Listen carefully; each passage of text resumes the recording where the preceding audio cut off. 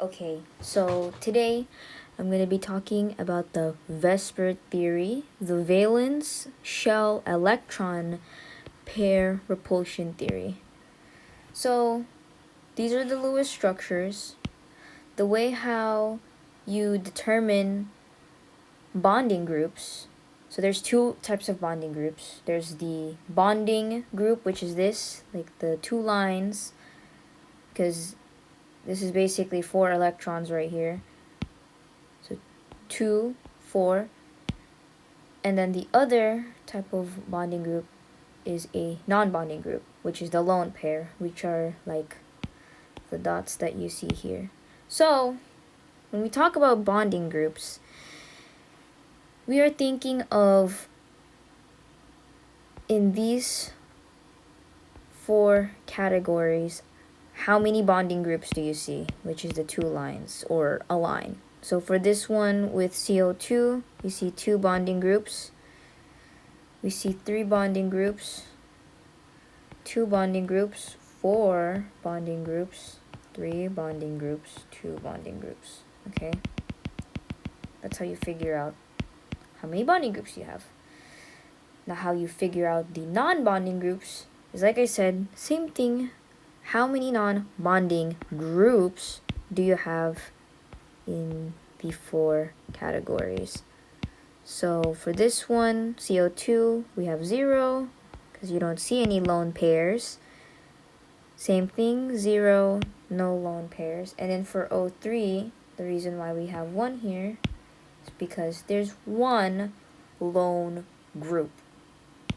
This is not 2, this is 1. There are 2 electrons, right? And this satisfies the octet rule, 2, 4, 6, 8. So even though there's 2 electrons there, that's 1 non-bonding group. How do we determine the bond angles? So there's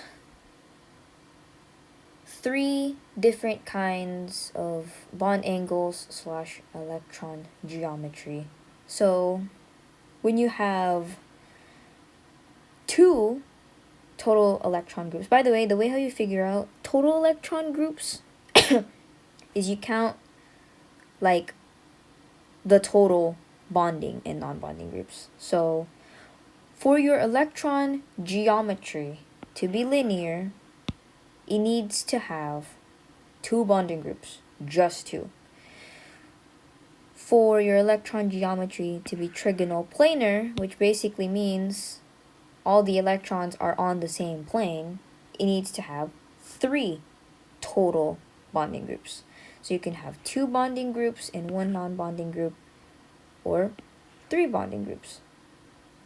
In the end, the total is 3 bonding groups. And the bond angle for that is 120 degrees.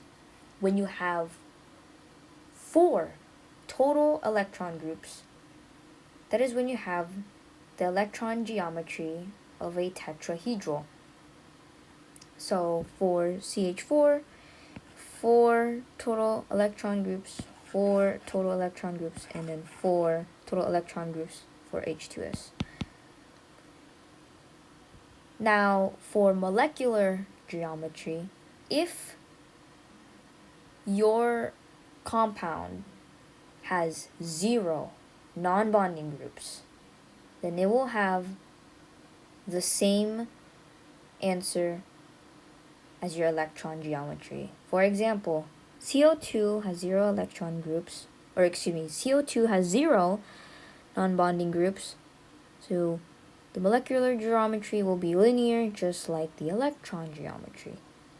CH2O has 0 non-bonding groups.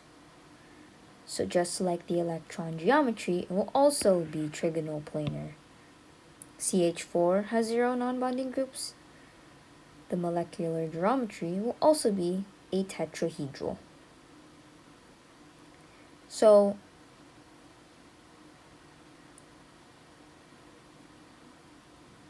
for this one, the way how you figure out your 3D structure is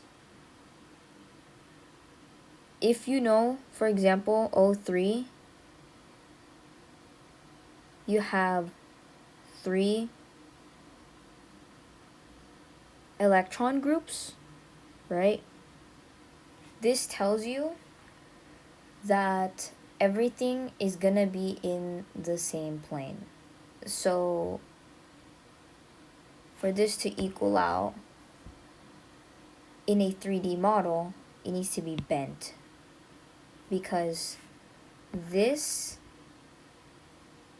lone pair, or excuse me, this non-bonding group here is like pushing the entire shape or the 3D structure for it to be balanced, if I understand that correctly. This one, NCl3, nitrate chloride or something like that. Chlorite, I don't know. Chlorate, yeah, I think it should be chlorate. Nitric chlorate. So, since the electron geometry is a tetrahedral, you can safely assume for it to have a pyramidal shape where this pushes up. Okay. Now for this one, H2S, to balance everything out, I'm gonna assume the lone pairs, or excuse me, the non-bonding groups are a positive charge, and the hydrogen is a negative charge. So for this to balance out, it will push the forces up, making this go up. The sulfide, hydrogen sulfide, this gets pushed up to balance the energy. That's how you figure out electron geometry and molecular geometry for chapter 4, the VSEPR theory.